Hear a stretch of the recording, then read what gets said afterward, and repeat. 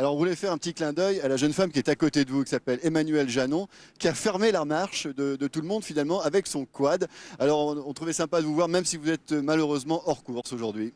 Exactement, malheureusement, pour moi, le Dakar s'arrête maintenant, mais je suis déjà très heureuse d'avoir pu faire toutes ces étapes et d'être arrivée à la journée de repos. Alors, vous étiez un petit point dans le désert, on va vous voir avec votre quad. C'est déjà pas banal de partir en quad sur le Dakar, c'est quand même très difficile, non?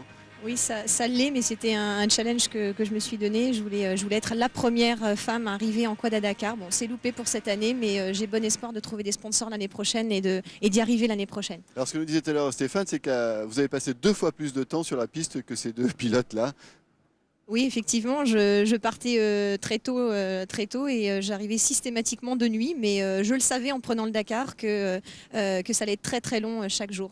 On voulait lui rendre hommage. Stéphane, vous qui avez été moteur sur le Dakar, vous comprenez ce qu'elle a vécu. Hein. C'est pas évident, se lever très tôt le matin, les liaisons de nuit, se faire doubler aussi par les voitures, c'est quelque chose de pas évident à gérer. Mais en tout cas, c'est ce qui s'appelle l'expérience. Elle sera mieux préparée l'année prochaine et elle ira sûrement beaucoup plus loin. Eh bien, on essaiera de la retrouver l'année prochaine. Et vous, on vous retrouve donc dès demain pour une longue spéciale, la plus longue de 600 km qui va nous amener jusqu'à Kifa. Merci messieurs.